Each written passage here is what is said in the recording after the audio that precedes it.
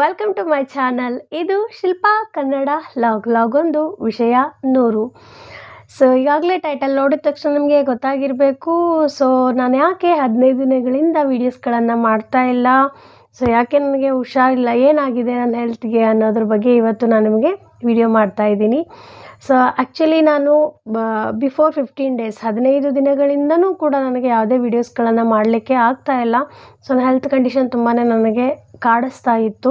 So ಆ ಕಾರಣಕ್ಕಾಗಿ ನಾನು ಯಾವುದೇ ವೀಡಿಯೋಸ್ಗಳನ್ನು ಮಾಡಿ ಹಾಕಲಿಕ್ಕೆ ಸಾಧ್ಯ ಆಗಲಿಲ್ಲ.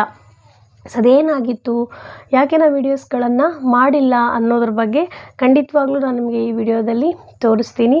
ಅಥವಾ ತೋರಿಸ್ತೀನಿ ಅಂತ ಹೇಳಲ್ಲ, ಹೇಳ್ತೀನಿ. ಯಾಕಂದರೆ ನನಗೆ ವೀಡಿಯೋಸೇ ಮಾಡೋಕ್ಕಾಗಿಲ್ಲ ಅಂದಮೇಲೆ ತೋರಿಸೋದು ಹೇಗೆ ಅಲ್ವಾ. ಸೊ ಖಂಡಿತವಾಗ್ಲೂ ಏನಾಗಿತ್ತು ಅನ್ನೋದ್ರ ಬಗ್ಗೆ ನಾನು ನಿಮಗೆ ಈ ಒಂದು ವಿಡಿಯೋದಲ್ಲಿ ತಿಳಿಸುವಂತಹ ಪ್ರಯತ್ನವನ್ನು ಮಾಡ್ತೀನಿ. ಹೋಪ್ ನೀವೆಲ್ಲರೂ ಕೂಡ ನನಗೆ ಆದಷ್ಟು ಸಪೋರ್ಟಿವ್ ಆಗಿ ನಿಲ್ತೀರಾ, ಸೊ ನನಗೆ ಸಪೋರ್ಟ್ ಮಾಡ್ತೀರಾ ಅಂತ ಹೇಳಿ ಭಾವಿಸ್ಕೊಳ್ತಾ ಸೊ ಈ ಒಂದು ವಿಡಿಯೋವನ್ನು ಶುರು ಮಾಡೋಣ. ಸೊ ಶುರು ಮಾಡೋಕ್ಕಿಂತ ಮುಂಚೆ ಯಾರೆಲ್ಲ ನನ್ನ ವಿಡಿಯೋ ನೋಡ್ತಾ ಇದ್ದೀರೋ ದಯವಿಟ್ಟು ಒಂದು ಲೈಕ್ ಮಾಡಿ, ಶೇರ್ ಮಾಡಿ, ಕಮೆಂಟ್ ಮಾಡಿ, ಹಾಗೆ ತಪ್ಪದೆ ಸಬ್ಸ್ಕ್ರೈಬ್ ಆಗಿ ಪಕ್ಕದಲ್ಲಿರುವ ಬೆಲ್ ಐಕನನ್ನು ಕ್ಲಿಕ್ ಮಾಡಿ ಅಂತ ಹೇಳ್ತಾ ಸೊ ಬನ್ನಿ ಈ ವಿಡಿಯೋ ಶುರು ಮಾಡೋಣ. Let's get started. Okay friends, so ಏನಾಗಿತ್ತು ನನಗೆ ಅನ್ನೋದ್ರ ಬಗ್ಗೆ ಹೇಳ್ತೀನಿ ಅಂತ ಹೇಳಿದೆ. ಸೊ ಅದಕ್ಕೂ ಮುಂಚೆ ಇವತ್ತು ನಿಮ್ಮೆಲ್ಲರಿಗೂ ಗೊತ್ತಿರೋ ಹಾಗೆ ದಸರಾ ಹಬ್ಬ. ಸೊ ಹಾಗಾಗಿ ನಾಡಿನ ಸಮಸ್ತ ಜನರಿಗೂ ಕೂಡ ದಸರಾ ಹಬ್ಬದ ಹಾರ್ದಿಕ ಶುಭಾಶಯಗಳು. ಎಲ್ಲರೂ ಖುಷಿಯಾಗಿರಿ, ನೀವು ಖುಷಿಯಾಗಿರಿ, ನಿಮ್ಮವರನ್ನು ಖುಷಿಯಾಗಿಟ್ಕೊಳ್ಳಿ. ಸೊ ಮತ್ತೊಮ್ಮೆ ಎಲ್ಲರಿಗೂ ಕೂಡ ದಸರಾ ಹಬ್ಬದ ಹಾರ್ದಿಕ ಶುಭಾಶಯಗಳು. ಸೊ ಬನ್ನಿ, ಸೊ ಏನಾಗಿತ್ತು ನನಗೆ ಅನ್ನೋದ್ರ ಬಗ್ಗೆ ನಾನು ಇವತ್ತು ನಿಮಗೆ ಡೀಟೇಲಾಗಿ ಹೇಳ್ತೀನಿ. ಸೊ ನನಗೆ ಯಾವುದೇ ಮುಜುಗರ ಇಲ್ಲ, ಬಿಕಾಸ್ ನೀವೆಲ್ಲರೂ ಕೂಡ ನನ್ನ ಫ್ಯಾಮಿಲಿ ಇದ್ದ ಹಾಗೆ. ಸೊ ನನಗೇನಾಗಿತ್ತು ಅನ್ನುವಂಥದ್ದನ್ನು ತಿಳ್ಕೊಳ್ಳುವಂಥ ಹಕ್ಕು ನಿಮ್ಮೆಲ್ಲರಿಗೂ ಕೂಡ ಇದೆ. ಸೊ ಆ ಒಂದೇ ಒಂದು ಕಾರಣಕ್ಕೋಸ್ಕರ ನಾನು ಇವತ್ತು ಹೇಳ್ತಾ ಇದ್ದೀನಿ. ಸೊ ಆ್ಯಕ್ಚುಲಿ ನಮ್ಮ ಮನೇಲೆಲ್ಲ ಹೇಳ್ತಾಯಿದ್ರು, ಬೇಡ ಅದೆಲ್ಲ ಹೇಳೋಕ್ಕೆ ಹೋಗಬೇಡ ಅಂಥೇಳಿ. ಸೊ ಬಟ್ ಆದರೂ ನನಗೆ ಮನಸ್ಸು ತಡಿಲಿಲ್ಲ. ಕ್ಯಾಮ್ರಾ ಮುಂದೆ ಬಂದು ತುಂಬಾ ದಿನ ಆಗಿತ್ತು. ಸೊ ನನಗೆ ಡೈಲಿ ಅನ್ನಿಸ್ತಾ ಇತ್ತು, ಯಾವಾಗ ನಾನು ವಿಡಿಯೋ ಮಾಡ್ತೀನಿ ಅಂತ ಹೇಳಿಬಿಟ್ಟು. ಸೊ ಆ ಟೈಮ್ ಇವತ್ತು ಕೂಡಿ ಬಂದಿದೆ. ಸೊ ಇನ್ನು ಮುಂದೆ ಆದಷ್ಟು ನಾನು ಡೈಲಿ ವೀಡಿಯೋಸ್ಗಳನ್ನು ಹಾಕೋ ಪ್ರಯತ್ನವನ್ನು ಖಂಡಿತವಾಗ್ಲೂ ಮಾಡ್ತೀನಿ. ಸೊ ಹಾಗಿದ್ರೆ ಇವತ್ತು ನನಗೆ ಏನಾಗಿತ್ತು ಇಷ್ಟು ದಿನ, ಯಾಕೆ ನಾನು ವೀಡಿಯೋಸ್ಗಳನ್ನು ಮಾಡಿರಲಿಲ್ಲ ಅನ್ನೋದ್ರ ಬಗ್ಗೆ ಹೇಳ್ತೀನಿ. ಸೊ ಆ್ಯಕ್ಚುಯಲ್ ನನಗೆ ಏನಾಗಿತ್ತು ಅನ್ನುವಂಥದ್ದು ಪ್ರಾಪರ್ ರೀಸನ್ ಕೂಡ ನನಗೂ ಅರ್ಥನೇ ಆಗ್ತಾಯಿಲ್ಲ. ಬಿಕಾಸ್ ಏನು ಹೆಂಗೆ ಹೇಳ್ತಿದ್ದಾರಲ್ಲ ಇವರು ಅಂದ್ಕೊಳ್ಬೇಡಿ. ಸೊ ಏನಾಗಿತ್ತಪ್ಪ ಅಂತ ಹೇಳಿದರೆ, ನನಗೆ ಕಿಡ್ನಿ ಸ್ಟೋನ್ ಆಗಿತ್ತು ಅಂತ ಹೇಳಿದರು. ಸೊ ಯಾರಿಗೆಲ್ಲ ಕಿಡ್ನಿ ಸ್ಟೋನ್ ಆಗಿತ್ತು, ಅದರ ಬಾಧೆ ಎಷ್ಟಿರುತ್ತೆ ಅನ್ನೋದು ಆದವ್ರಿಗೆ ಗೊತ್ತಿರುತ್ತೆ. ನಿಮ್ಗೆ ಯಾರಿಗಾರು ಆಗಿದ್ದರೆ ಅಥವಾ ಅದರ ಸಮಸ್ಯೆ ಏನಾದರೂ ಇದ್ದರೆ ನನಗೆ ಕಮೆಂಟ್ ಮಾಡಿ. ಸೊ ನಾನು ಬೇಕಿದ್ದರೆ ಅದಕ್ಕೆ ನನಗೆ ಸಿಕ್ಕಿರುವಂಥ ಪ್ರಾಪರ್ ಟ್ರೀಟ್ಮೆಂಟಿಂದ ನಾನು ಇವತ್ತು ಹುಷಾರಾಗಿದ್ದೀನಿ. ಸೊ ನಿಮಗೂ ಕೂಡ ಅದನ್ನು ನಾನು ಸಜೆಸ್ಟ್ ಮಾಡ್ತೀನಿ. ಸೊ ಮುಂದಿನ ದಿನಗಳಲ್ಲಿ ಯಾರಿಗಾದರೂ ಆ ರೀತಿ ಸಮಸ್ಯೆ ಇದ್ದರೆ ನಂಗೆ ಖಂಡಿತವಾಗ್ಲೂ ತಿಳಿಸಿ. ಕಿಡ್ನಿ ಸ್ಟೋನ್ ಆಗಿತ್ತು. ಸೊ ಅದು ಐ ಥಿಂಕ್ ಇದೊಂದು 6-7 ತಿಂಗಳ ಹಿಂದೆ ನನಗೆ ಗೊತ್ತಾಗಿರುವಂಥದ್ದು. ಸೊ ಹಾಗಾಗಿ ನಾನು ಏನು ಮಾಡಿದೆ, ಇದು ಡಾಕ್ಟ್ರು ಕೂಡ ಕನ್ಸಲ್ಟ್ ಮಾಡಿದಾಗ ಡಾಕ್ಟ್ರ್ ಹೇಳಿದ್ದೇನು ಅಂದರೆ 4 mm ಇತ್ತು ನನಗೆ, left and right both side ಕಿಡ್ನಿಲಿ 4 mm ಕಿಡ್ನಿ ಸ್ಟೋನ್ ಆಗಿತ್ತು. ಸೊ ಡಾಕ್ಟ್ರು ಕೂಡ ನನಗೆ ಹೇಳಿದರು, ಇಲ್ಲ ಇದೇನು ದೊಡ್ಡ ಇಶ್ಯೂ ಅಲ್ಲ, ಇದು ನಾರ್ಮಲ್ಲೇ. ಸೊ ಹೆಚ್ಚು ನೀರು ಕುಡೀರಿ, ಸೊ ಬೇಗ ಅದು ಯೂರಿನ್ ಮುಖಾಂತರ ಪಾಸ್ ಆಗುತ್ತೆ. ಸೊ ನೋ ವರೀಸ್ ಅಂತ ಹೇಳಿದರು. ಸೊ ನಾನು ಕೂಡ ಅದೇ ಅಂತ ಹೇಳಿ ಅಂದ್ಕೊಂಡು ಹೆಚ್ಚು ನೀರು ಕುಡಿಯೋದು, ಎಳ್ನೀರು ಕುಡಿಯೋದು. ಸೊ ನೋಡಿ, ಒಂದು ವಿಷಯ ಹೇಳ್ತೀನಿ, ನಿಮ್ಮ ಹೆಲ್ತ್ ಚೆನ್ನಾಗಿರಬೇಕು ಅಂದರೆ you must drink a water. Daily ನೀವು 3 to 4 ಲೀಟರ್ ನೀರನ್ನು ಕುಡಿಲೇಬೇಕು. ಸೊ ಈಗಿನ ಜನರಲ್ಲಿ ಏನಾಗ್ತಾಯಿದೆ, ಸರ್ವೇ ಸಾಮಾನ್ಯವಾಗಿ ಕಿಡ್ನಿ ಸ್ಟೋನ್ ಅನ್ನುವಂಥದ್ದು ಬಹಳಷ್ಟು ಜನರಲ್ಲಿ ಕಾಣಿಸ್ತಾ ಇದೆ. ಕಾರಣ ಈಗ ನೀರನ್ನು ಕುಡಿದೇ ಇರುವಂಥದ್ದು.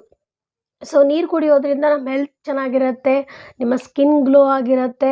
ಸೊ ನಿಮ್ಮ ಬಾಡಿಲಿರ್ತಕ್ಕಂಥ ಎಲ್ಲ ಫಂಕ್ಷನ್ಸ್ಗಳು ನೀಟಾಗಿ ಪ್ರಾಪರಾಗಿ ವರ್ಕ್ ಆಗುತ್ತೆ. ಸೊ ದಯವಿಟ್ಟು ನನ್ನ ಬೆಸ್ಟ್ ಸಜೆಷನ್ ಏನಪ್ಪ ಅಂತ ಹೇಳಿದ್ರೆ, ಆದಷ್ಟು ನಿಮಗೆ ಕಿಡ್ನಿ ಸ್ಟೋನ್ ಆಗಿಲ್ಲ ಅಂಥೇಳಿ ನನಗೇನು ಕಿಡ್ನಿ ಸ್ಟೋನ್ ಆಗಿಲ್ಲ ಬಿಡಿ, ಯಾಕೆ ನೀರು ಕುಡಿಬೇಕು ನಾನು ಅಂತ ಅಂದ್ಕೊಳ್ಬೇಡಿ. ಸೊ ಆಗದೇ ಇದ್ರೂ ಕೂಡ ನಾವು ಡೈಲಿ 3 to 4 ಲೀಟರಷ್ಟು ನೀರನ್ನು ಕಂಪಲ್ಸರಿ ಕುಡಿಲೇಬೇಕು. ಸೊ ಕುಡೀರಿ. ಸೊ ಕುಡಿದ್ರೆ ನೀವು ಹೇಳ್ತಾರಲ್ವ, ಅದು ಇರೋರು ಹೇಳ್ತಾರೆ, precaution is better than cure ಅಂತ ಹೇಳ್ತಾರೆ. ಅಂದರೆ ರೋಗ ಬಂದ ಮೇಲೆ ನಾವು ಆ ಮಾತ್ರೆ ಈ ಮಾತ್ರೆ ಅದಾಗಿಲ್ಲ ಇದಾಗಿಲ್ಲ ಅಂಥೇಳಿ ಸುಮ್ಮನೆ ದುಡ್ಡು ವೇಸ್ಟ್ ಮಾಡೋದು ಅಥವಾ ಸುಮ್ಮನೆ ನಾವು ಕಷ್ಟಪಡೋದಕ್ಕಿಂತ ರೋಗ ಬರದೇ ಇರೋ ರೀತಿ ತಡೆಯೋದು ಬಹಳ ಮುಖ್ಯ ಅಲ್ವಾ.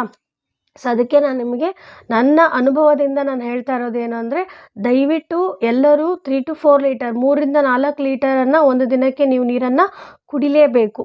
ಕಂಪಲ್ಸರಿ ಕುಡೀರಿ ಎಲ್ಲರೂ ಕೂಡ. ಸೊ ನಿಮ್ಮ ಹೆಲ್ತು ಕೂಡ ಚೆನ್ನಾಗಿರುತ್ತೆ. ಸೊ ನೀವು ಕೂಡ ಆರೋಗ್ಯವಾಗಿ ಇರ್ಬೋದು. ಸೊ ಇದು ನನ್ನ ಹೆಲ್ತ್ ಕಂಡೀಷನ್ ಆಗಿತ್ತು. ಸೊ ಅದ್ರದ್ದು ಕತೆ ತುಂಬಾ ಇದೆ ಆ್ಯಕ್ಚುಲಿ. ಸೊ ಏನಾಯಿತು ಅಂತ ಹೇಳಿದ್ರೆ, ಅಲ್ಲಾಯಿತು, ಹಾಸ್ಪಿಟ್ಲಿಗೆ ಹೋದ್ವಿ, ಚೆಕ್ ಮಾಡಿಸ್ಕೊಂಡ್ವಿ. ಸೊ ನನಗೆ 4 mm ಕಿಡ್ನಿ ಸ್ಟೋನ್ ಇದೆ ಅಂತ ಹೇಳಿದರು. ಸೊ ವೆಲ್ ಫೈನ್ ಅಂಥೇಳಿ ನಾನು ನೀರು ಕುಡ್ಲಿಕ್ಕೆ ಸ್ಟಾರ್ಟ್ ಮಾಡಿದೆ. ಎಳ್ನೀರು, ನೀರು, ಈ ಥರ ಜ್ಯೂಸಿ ಐಟಮ್ಸ್ಗಳನ್ನು ನಾನು ಹೆಚ್ಚಾಗಿ ಕುಡಲಿಕ್ಕೆ ಸ್ಟಾರ್ಟ್ ಮಾಡಿದೆ. ಸೊ ಅದಾದಮೇಲೆ ನನಗೆ ಒಂದು 3 to 4 months ನನಗೆ ಅದು ಹೋಗಿದೆಯೋ ಬಿಟ್ಟಿದೆಯೋ ಅಂತ ನಿಜವಾಗ್ಲೂ ಗೊತ್ತೇ ಆಗಲಿಲ್ಲ. ಸೊ ಆರಾಮಾಗೇ ಇದ್ದೆ, ಯಾವುದೂ ಪೇನ್ ಬರಲಿಲ್ಲ. ಸೊ ತಿರ್ಗಾ ಮತ್ತೆ ಪೇನ್ ಕಾಣಿಸ್ಕೊಳ್ಳಿಕ್ಕೆ ಸ್ಟಾರ್ಟ್ ಆಯಿತು. ಸೊ ನಾನೇನು ಮಾಡಿದೆ, ಇದು ಡಾಕ್ಟ್ರ್ ಹೇಳಿದ್ರು, ಯಾವುದೇ ಇದಕ್ಕೆ ಟ್ರೀಟ್ಮೆಂಟ್ ಅನ್ನುವಂಥದ್ದಿಲ್ಲ, ನೀರೇ ಇದಕ್ಕೆ ಟ್ರೀಟ್ಮೆಂಟು, ನೀವು ನೀರು ಕುಡಿದ್ರೆ ಅದು ಹೋಗುತ್ತೆ ಅನ್ನೋದು ಅವ್ರ ಮಾತಾಗಿತ್ತು. ಅದು ಮೋರ್ ದ್ಯಾನ್ 11 ಅಥವಾ 10 mm ಇತ್ತು ಅಂದರೆ ಅವರು ಲೇಸರ್ ಟ್ರೀಟ್ಮೆಂಟ್ ಅಂತೇಳಿ ಮಾಡ್ತಾರೆ. ಲೇಸರನ್ನು ಕಿಡ್ನಿ ಒಳಗಡೆ ಹಾಕ್ಬಿಟ್ಟು ಅದನ್ನು ಸ್ಟೋನ್ ಬ್ರೇಕ್ ಮಾಡೋದು ಅಥವಾ ಅದನ್ನು ಆಚೆ ತೆಗೆಯುವಂಥ ಕೆಲಸವನ್ನು ಆಪ್ರೇಷನ್ ಅಂತ ಹೇಳ್ತೀವಲ್ವ, ಅದನ್ನು ಮಾಡ್ತಾರಂತೆ. ಸೊ ಅದಕ್ಕಿಂತ ಕೆಳಗಿರೋದ್ರಿಂದ ನಮಗೆ ಯಾವುದೇ ಟ್ರೀಟ್ಮೆಂಟ್ ಇಲ್ಲ. ಸೊ ನೀರು ಕುಡಿಯೋದ್ರ ಮುಖಾಂತರ ಅದು ಹೋಗಬೇಕು ಅನ್ನುವಂಥದ್ದು ಡಾಕ್ಟ್ರ್ ಮಾತು. ಸೊ ನಾನೇನು ಮಾಡಿದೆ, ನಿಮಗೆಲ್ಲ ಗೊತ್ತಲ್ಲ, ಹಳ್ಳಿಯಲ್ಲಿ ಆ ಔಷಧಿ ಅಂಥೇಳಿ ನಾವು ಕೂಡ ಸಾಕಷ್ಟು ಟ್ರೈ ಮಾಡಿದೆ. ಸೊ ಹಾನಗಲ್ ಕಡೆ ಹೋದೆ, ಅಲ್ಲಿ ಕೂಡ ಒಂದು ಔಷಧಿ ಹೇಳಿದರು. ಸೊ ಅದನ್ನು ಕೂಡ ನಾನು ತೊಗೊಂಡೆ. ತುಂಬಾ ಕಷ್ಟ, ಔಷಧಿ ತೊಗೊಳ್ಳೋದು ಮಾತ್ರ ತುಂಬ ಕಹಿ ಇರುತ್ತೆ. ಸೊ ಅದು ತೊಗೊಂಡೆ, ಅಲ್ಲಿ ವಾಸಿ ಆಗಲಿಲ್ಲ. ಸೊ ಅದಾಗಿ ಆ್ಯಕ್ಚುಲಿ ನಾನು ವಾಸಿ ಆಯಿತು ಅಂದ್ಕೊಂಡೆ ಹಾನಗಲಲ್ಲಿ ತೊಗೊಂಡಾಗ. ಒಂದು 3 ತಿಂಗಳು ನನಗೆ ಯಾವುದೇ ಪೇನ್ ಬರಲಿಲ್ಲ. ಅದಾದಮೇಲೆ ತಿರ್ಗಿ ತುಂಬಾ ಪೇನ್ ಬರಲಿಕ್ಕೆ ಸ್ಟಾರ್ಟ್ ಆಯಿತು. ಪ್ರೆಸೆಂಟ್ ಸ್ಟೋರಿ ಇದು.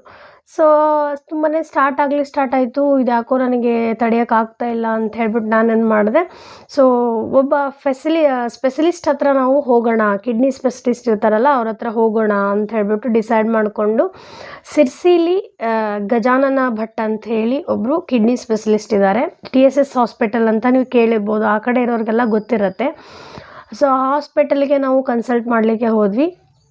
ಸೊ ಅವರು ನನಗೆ ಹೇಳಿದರು ಏನಂದರೆ, ನಿನ್ನ ಒಂದು ಸ್ಕ್ಯಾನ್ ರಿಪೋರ್ಟನ್ನು ನಾನು ನೋಡಿದಾಗ ನನಗೆ ಯಾವುದೇ ರೀತಿ ನಿನಗೆ ಕಿಡ್ನಿಯಿಂದ ಅಥವಾ ಅದರ ಸ್ಟೋನಿಂದ ಬರ್ತಕ್ಕಂಥ ನೋವು ಅಲ್ಲ. ಸೊ ಮೋಸ್ಟ್ ಪ್ರಾಬಬ್ಲಿ ನಿನಗೆ ಮಸಲ್ಸ್ ಪೇನ್ ಅಥವಾ ಮಸಲ್ಸ್ ಕ್ಯಾಚ್ ಆಗಿರುವಂಥ ಸಾಧ್ಯತೆ ಇದೆ. ಸೊ ಅದಕ್ಕೆ ನೀನು ಒಂದು ನಾರ್ಮಲ್ ಸ್ಕ್ಯಾನ್ ಕೊಡ್ತೀನಿ, ಮಾಡಿಸ್ಕೊಳ್ರಿ ಅಂತ ಹೇಳಿದರು. ಸೊ ಅದೃಷ್ಟವಶಾತ್ ಆ ಸ್ಕ್ಯಾನ್ ಮಾಡಿಸ್ಕೊಂಡಾಗ ನಂಗೆ ಯಾವುದೇ ಕಿಡ್ನಿ ಸ್ಟೋನು ಇರಲಿಲ್ಲ. ಮೇ ಬಿ ಅದು ಹೋಗಿಬಿಟ್ಟಿತ್ತೇನೋ, ನಾನು ನೀರು ತುಂಬ ಕುಡಿತಾ ಇದ್ದೆ. ಸೊ ಅದರಿಂದ ಹೋಗಿತ್ತೋ ಏನೋ ನಂಗೆ ಗೊತ್ತಾಗಿಲ್ಲ. ಸೊ ಯಾವುದೇ ಕಿಡ್ನಿ ಸ್ಟೋನು ಇಲ್ಲ. ಸೊ ಓನ್ಲಿ ನನಗೆ ಇರ್ತಕ್ಕಂಥದ್ದು ಏನು ಅಂದರೆ ಬ್ಯಾಕ್ ಪೇನ್ ಇದೆ ಅಷ್ಟೇ. ಸೊ ಅದರಿಂದಾಗಿ ನನಗೆ ಹೇಳೋಕ್ಕೂ ಕೂರೋಕ್ಕೂ ಅದ್ಯಾವುದೂ ನನಗೆ ಆಗ್ತಾನೇ ಇರಲಿಲ್ಲ. ಸೊ ಅಷ್ಟೊಂದು ನೋವು ಬರ್ತಾಯಿತ್ತು. ಸೊ ಇದೇನಕ್ಕೆ, ಏನು ಕಾರಣ ಅಂತ ನಾನು ಕೇಳಿದಾಗ ಅವ್ರು ಹೇಳಿದರು, ಸೊ ನಾವು ಚಿಕ್ಕ ವಯಸ್ಸಲ್ಲಿ ನಾನು ಸ್ವಲ್ಪ ಸ್ಪೋರ್ಟ್ಸ್ ಪರ್ಸನ್, ನಾನು ಸ್ವಲ್ಪ ಆಟ ಆಡೋದು ಜಾಸ್ತಿ, ಕಬಡ್ಡಿ ಮತ್ತು ಖೋಖೋದಲ್ಲಿ ನಾನು ಹೆಚ್ಚಾಗಿರ್ತಿದ್ದೆ. ಸೊ ಅದರಲ್ಲಿ ಬೀಳೋದು ಹೇಳೋದು ಸರ್ವೇ ಸಾಮಾನ್ಯ ಅಲ್ವಾ. ಸೊ ಆ ಒಂದು ಆಟದಲ್ಲಿ ನೋವು ಅಥವಾ ಆ ರೀತಿ ಆಗಿರುವಂಥದ್ರಿಂದ ನನಗೆ ಸ್ವಲ್ಪ ಪೇನ್ ಬರ್ತಾ ಇದೆ. ಅದೇನು ವರಿ ಮಾಡ್ಕೊಳ್ಳುವಂಥದ್ದೇನಿಲ್ಲ, ಸಾಮಾನ್ಯವಾಗಿ ಆ ರೀತಿ ಇದ್ದಾಗ ಬರುತ್ತೆ. ಸೊ ಅದಕ್ಕೆ ಅವ್ರು ಹೇಳಿದರು, ಬೆಸ್ಟ್ ಏನಂದರೆ ಯೋಗ ಮತ್ತು ಎಕ್ಸಸೈಸ್ಗಳನ್ನು ಮಾಡಿ, ನಿಮಗೆ ಹೆಲ್ತ್ ಅದು ತನ್ನಿಂದ ತಾನೇ ಕಂಟ್ರೋಲ್ ಆಗುತ್ತೆ. ಸೊ ಅದಕ್ಕೆ ನೀವೇನು ಹೆಚ್ಚುವರಿ ಮಾಡ್ಕೊಳ್ಳೋಕೆ ಹೋಗಬೇಡ್ರಿ. So you are fine and fit ಅಂತ ಹೇಳಿದರು. ಸೊ ನನಗೆ ಒಂದು ಮಟ್ಟಿಗೆ ನಾನು ತುಂಬಾ ಖುಷಿಯಾದೆ, ಅಪ್ಪ ಏನು ಇಲ್ಲವಲ್ಲ, ಅಟ್ಲೀಸ್ಟ್ ಏನೂ ಇಲ್ಲ ಅಂಥೇಳಿ. ಬಿಕಾಸ್ ನಿಮಗೆ ಗೊತ್ತಿರುತ್ತೆ, ಏನಾದರೂ ಒಂದು ಆಯಿತು ಅಂತ ಹೇಳಿದ್ರೆ ಮನಸ್ಸಲ್ಲಿ ಅದು ಕೊರಿತಾ ಇರುತ್ತೆ. ಯಾರು ಏನೇ ಹೇಳಿದ್ರು ಕೂಡ ಏನಾಗಿದೆ ನನಗೆ ಅನ್ನುವಂಥ ಥಾಟು ಮೈಂಡಲ್ಲಿ ಬರ್ತಾ ಇರುತ್ತೆ. ಸೊ ಆ ಕಾರಣಕ್ಕೆ ನಾನು ತುಂಬ ಫೈನ್ ಅಂತ ಹೇಳಿಬಿಟ್ಟು, ಸೊ ಹಾಸ್ಪಿಟ್ಲಿಂದ ನಾವು ಬರುವಾಗ ನವರಾತ್ರಿ ಅಲ್ವಾ, ಸೊ ಸಿರ್ಸಿಗೆ ನಾವು ಹೋಗಿದ್ದು. ಸೊ ಹಾಗಾಗಿ ನವರಾತ್ರಿ ಅಲ್ಲಿ ಕೆಲವೊಂದಿಷ್ಟು ಕ್ಲಿಪ್ಪಿಂಗ್ಸ್ಗಳನ್ನು ತೊಗೊಂಡಿದ್ದೀನಿ. ದೇವಸ್ಥಾನದ್ದು ನವರಾತ್ರಿಗೆ ಅಂತ ವಿಶೇಷ ಅಲಂಕಾರವನ್ನು ಮಾಡಿದರು. ಸೊ ಒಳಗಡೆ ಫೋಟೋ ತೆಗಿಲಿಕ್ಕೆ ಬಿಡಲ್ಲ ನಮ್ಮನ್ನ. ಸೊ ಆಚೆ ಕಡೆನೇ ನಾವು ತೊಗೋಬೇಕು. ಸೊ ಹಾಗಾಗಿ ಆಚೆ ಕಡೆನೇ ಕೆಲವೊಂದಿಷ್ಟು ಕ್ಲಿಪ್ಪಿಂಗ್ಸ್ಗಳನ್ನು ನಾನು ನಿಮಗೆ ತೋರಿಸ್ತೀನಿ. ಸೊ ಗೊತ್ತಾಯ್ತಲ್ಲ ನನಗೇನಾಗಿತ್ತು ಅಂಥೇಳಿ. ಸೊ ಇದೇ ಕಾರಣಕ್ಕೆ ನಾನು 15 ದಿನಗಳಿಂದ ನಿಮಗೆ ವೀಡಿಯೋಸ್ಗಳನ್ನು ಮಾಡಲಿಕ್ಕೆ ಸಾಧ್ಯ ಆಗಿಲ್ಲ. But now I am fine. So ಇನ್ಮೇಲೆ ಡೈಲಿ ವೀಡಿಯೋಸ್ಗಳನ್ನು ಆದಷ್ಟು ಹಾಕಲಿಕ್ಕೆ ಪ್ರಯತ್ನ ಪಡ್ತೀನಿ ಅಂತ ಹೇಳ್ತಾ, ಸೊ ಹಾಗೆ ಈ ಒಂದು ಸಿರ್ಸಿಯಲ್ಲಿ ನವರಾತ್ರಿ ಸ್ಪೆಷಲ್ ಆಗಿರುವಂತಹ ವೀಡಿಯೋಸ್ಗಳು ಏನಿದೆ, ಅಲ್ಲಿ ಹೇಗೆ ಡೆಕೋರೇಷನ್ ಮಾಡಿದ್ರು ಅನ್ನೋದನ್ನು ನಾನು ನಿಮಗೆ ತೋರಿಸ್ತೀನಿ. ಒಂದ್ಸರಿ ಹಾಗೆ ಪಟ್ ಅಂಥೇಳಿ ನೋಡಿಕೊಂಡು ಬನ್ನಿ. ಓಕೆ, ಸೊ ತುಂಬಾ ವೆಹಿಕಲ್ ಸೌಂಡ್ಸ್ ಇತ್ತು, ತುಂಬ ಜನ ರಶ್ ಇತ್ತು ಆ್ಯಕ್ಚುಲಿ ದೇವಸ್ಥಾನ. ಸೊ ನೋಡಿ, ಹೊರಗಡೆಯಿಂದ ನಾವು ನೋಡಿದ್ವಿ ಅಂತ ಹೇಳಿದ್ರೆ ತುಂಬಾ ಅದ್ಭುತವಾಗಿ ಕಾಣಿಸ್ತಾ ಇತ್ತು. ಸೊ ತುಂಬ ಚೆನ್ನಾಗಿ ಲೈಟಿಂಗ್ಸ್ ಎಲ್ಲ ಅರೇಂಜ್ಮೆಂಟ್ಸ್ ಮಾಡಿದ್ದಾರೆ. ನಮ್ಮ ತಮ್ಮ, ನಮ್ಮ ಅಣ್ಣ ಎಲ್ಲರೂ ಕ್ಲಿಪ್ಪಿಂಗ್ಸ್ ತೊಗೊಳ್ತಾ ಇದ್ದಾರೆ. ಸೊ ನಾನು ಹಾಗೆ ಹಿಂದೆ ನಿಂತು ವಿಡಿಯೋ ಮಾಡ್ತಾಯಿದ್ದೆ. ಸೊ ನೀವು ಸಿರ್ಸಿಯಲ್ಲಿ ನೀವು ಒಂದು ದೇವಸ್ಥಾನವನ್ನು ನೋಡಿದ್ರಿ ಅಂದರೆ ಅಲ್ಲಿರೋ ಚಿತ್ರಕಲೆ ಇದೆಯಲ್ಲ, ಅದು ತುಂಬಾ ಕಣ್ಮನ ಸೆಳೆಯುತ್ತೆ. ಅಷ್ಟೊಂದು ಅದ್ಭುತವಾಗಿ ಅಲ್ಲಿ ಚಿತ್ರಕಲೆಯನ್ನು ಮಾಡಿದ್ದಾರೆ. ಸೊ ಅದ್ರ ಬಗ್ಗೆ ಬೇರೆ ಮಾತೇ ಇಲ್ಲ, ಅಷ್ಟು ಅದ್ಭುತವಾಗಿ ಇದೆ ಅಂಥೇಳಿ ಹೇಳ್ಬೋದು. ಸೊ ನೋಡಿ, ಲೈಟಿಂಗ್ಸ್ ಅರೇಂಜ್ಮೆಂಟ್ಸ್ ಎಲ್ಲ ತುಂಬಾ ಚೆನ್ನಾಗಿ ಮಾಡಿದ್ದಾರೆ. ಸೊ ಅಲ್ಲಿ ನಾವು ಸ್ಟಾರ್ಟಿಂಗ್ ಹೋದ ತಕ್ಷಣ ನಮಗಲ್ಲಿ ಆನೆಗಳು ಸ್ವಾಗತವನ್ನು ಮಾಡುತ್ತೆ ದೇವಸ್ಥಾನಕ್ಕೆ. ಸೊ ಇವತ್ತು ದಸರಾ ಇರೋದ್ರಿಂದ ಅಲ್ಲಿ ಡೆಕೋರೇಷನ್ ಆಗಿ ಒಂದು ಸ್ವಲ್ಪ ಎಕ್ಸ್ಟ್ರಾ ಮುಂದುಗಡೆ ಸೆಟ್ ಹಾಕಿದ್ರು, ದ್ವಾರ ಬಾಗಿಲ ರೀತಿಯಲ್ಲಿ ಸೆಟ್ ಹಾಕಿದ್ರು. ಅಂದರೆ ನವರಾತ್ರಿ ಉತ್ಸವ 2021 ಅಂತ ಹೇಳ್ಬಿಟ್ಟು ಈ ರೀತಿ ಒಂದು ಸೆಟ್ಟನ್ನು ಹಾಕಿದ್ರು. ಅದು ಕೂಡ ತುಂಬಾ ಅದ್ಭುತವಾಗಿ ಕಾಣಿಸ್ತಾ ಇತ್ತು ಹೊರಗಡೆಯಿಂದ. ಸೊ ನೋಡಿ, ಎಷ್ಟೊಂದು ಚೆನ್ನಾಗಿದೆ ಅಲ್ವಾ. ಸೊ ಇದನ್ನು ನೋಡೋದೇ ಒಂದು ರೀತಿ ಭಾಗ್ಯ. ಸೊ ನಾನು ಸ್ವಲ್ಪ ನಂಗೆ ನೋವಾದರೂ ಚಿಂತೆ ಇಲ್ಲ ಅಂತ ಹೇಳ್ಬಿಟ್ಟು ನಿಮಗೆಲ್ಲ ತೋರಿಸೋಣ ಅಂಥೇಳಿ ಕೆಲವೊಂದು ವೀಡಿಯೋಸ್ಗಳನ್ನು ಮಾಡಿದೆ ಇದರಲ್ಲಿ ಇಲ್ಲಿ. ಸೊ ತುಂಬ ಚೆನ್ನಾಗಿ ಕಾಣಿಸ್ತಾ ಇತ್ತು. ಸೊ ನಾವು ಕೂಡ ತುಂಬಾ ಅದನ್ನು ನೋಡಿ ತುಂಬ ಖುಷಿ ಆಯಿತು ನಮಗೆ. ಸೊ ತುಂಬ ಬ್ಯೂಟಿಫುಲ್ಲಾಗಿ ಇತ್ತು. ಈ ಲೈಟಿಂಗ್ ಅರೇಂಜ್ಮೆಂಟ್ಸ್ ಎಲ್ಲ ನಾವು ಡೇ ಟೈಮಲ್ಲಿ ನಮಗೇನು ಅಷ್ಟೊಂದು ಗೊತ್ತಾಗಲ್ಲ, ಬಟ್ ನೈಟ್ ಟೈಮಲ್ಲಿ ನಾವು ನೋಡಿದರೆ ಮಾತ್ರ ಎಂಥ ಸೂಪರಾಗಿ ಕಾಣಿಸುತ್ತೆ ಅಂದರೆ ನೋಡಿ ಎಷ್ಟು ಸೂಪರಾಗಿ ಕಾಣಿಸ್ತಾ ಇದೆ ದೂರದಿಂದ. ಸೊ ನೀವು ನೋಡ್ತಿರ್ಬೋದು, ನಿಮಗೆ ಗೊತ್ತಿರ್ಬೋದು, ಸಿರ್ಸಿ ಆ ದೇವಸ್ಥಾನದ ಅಪೋಸಿಟ್ಟು ಮತ್ತೊಂದಿಷ್ಟು ದೇವಸ್ಥಾನಗಳಲ್ಲಿ ಇದಾವೆ. ಸೊ ಈಶ್ವರನ ದೇವಸ್ಥಾನ ಮತ್ತು ಆಂಜನೇಯನ ದೇವಸ್ಥಾನ, ಹೀಗೆ ಬೇರೆ ಬೇರೆ, ಮೇಲೆ ವಿಘ್ನೇಶ್ವರನ ದೇವಸ್ಥಾನ. ಸೊ ಬೇರೆ ಬೇರೆ ದೇವಸ್ಥಾನಗಳು ಅಲ್ಲಿ ಸುತ್ತಲಿಗೂ ಇರುವಂಥದ್ದು. ಆ ಬೌಂಡ್ರಿಯಲ್ಲಿ ನಮ್ಮ ಮನೇಲೆಲ್ಲ ಕೂತಿದ್ದಾರೆ ನೋಡಿ ಅಲ್ಲಿ ಆ ದೇವಸ್ಥಾನವನ್ನು ಮಾರಿಕಾಂಬಾ ದೇವಸ್ಥಾನವನ್ನು ನೋಡ್ತಾ, ಬಿಕಾಸ್ ಅಷ್ಟೊಂದು ಅದ್ಭುತವಾಗಿ ಅದು ದೂರದಿಂದ ನಮಗೆ ಕಾಣಿಸ್ತಾ ಇತ್ತು. ಸೊ ನೀವು ನೋಡ್ತಾ ಇರ್ಬೋದು how beautiful it was. And ಹಾಗೆಯೇ ಇಲ್ಲೊಂದಿಷ್ಟು ಆ್ಯಡೆಡ್ ಆಗಿ ಕೆಲವೊಂದಿಷ್ಟು ಸಸ್ಯ ಸಂಕುಲಗಳನ್ನು ಕೂಡ ಇಲ್ಲಿ ಇವರು ನೆಟ್ಟಿದ್ದಾರೆ. ಸೊ ಅದು ನೈಟ್ ಟೈಮ್ ಆಗಿರೋದ್ರಿಂದ ಅಷ್ಟು ಕ್ಲಿಯರಾಗಿ ಕಾಣಿಸುತ್ತೆ ಇಲ್ಲ ಗೊತ್ತಿಲ್ಲ, ಆದರೂ ಸಾಧ್ಯ ಆದಷ್ಟು ಮಟ್ಟಿಗೆ ನಾನು ನಿಮಗೆ ತೋರಿಸುವ ಪ್ರಯತ್ನವನ್ನು ಇಲ್ಲಿ ಮಾಡಿದ್ದೀನಿ. ಸೊ ಒಳ್ಳೊಳ್ಳೆ ಪ್ಲ್ಯಾಂಟೇಷನ್ಸ್ಗಳು, ಒಳ್ಳೊಳ್ಳೆ ಗಿಡಗಳು ಇಲ್ಲಿ ಇದ್ದವು. ಬಟ್ ಆ್ಯಕ್ಚುಲಿ ಅದರ ಹೆಸರುಗಳನ್ನು ನಾನಿಲ್ಲಿ ಹೇಳ್ತಾ ಕೂರಲ್ಲ. ಸೊ ಭಾಳ ಟೈಮ್ ಆಗಿತ್ತು, ನನಗೂ ಕೂಡ ಅಷ್ಟೊಂದು ಪೇಷನ್ಸ್ ಇರಲಿಲ್ಲ ಆ್ಯಕ್ಚುಲಿ. ಸೊ ನೋಡಿ, ತುಂಬಾ ಅದ್ಭುತವಾಗಿರುವಂತಹ ಗಿಡಗಳನ್ನು ಇಲ್ಲಿ ಪ್ಲ್ಯಾಂಟ್ ಮಾಡಿದ್ದಾರೆ. ತುಂಬ ಚೆನ್ನಾಗಿತ್ತು. ಅದು ಕೂಡ ಒಂದು ಅಟ್ರಾಕ್ಷನ್ ಅಂತಲೇ ಹೇಳ್ಬೋದು, ಈ ಒಂದು ಭಾಗದ ಅಟ್ರಾಕ್ಷನ್ ಆಗಿರುವಂಥ ಒಂದು ಪ್ಲೇಸ್ ಇದು. ಸೊ ಇಲ್ಲಿ ಸುತ್ತಲಿಗೂ ಎಲ್ಲ ದೇವಸ್ಥಾನಗಳಿದಾವೆ.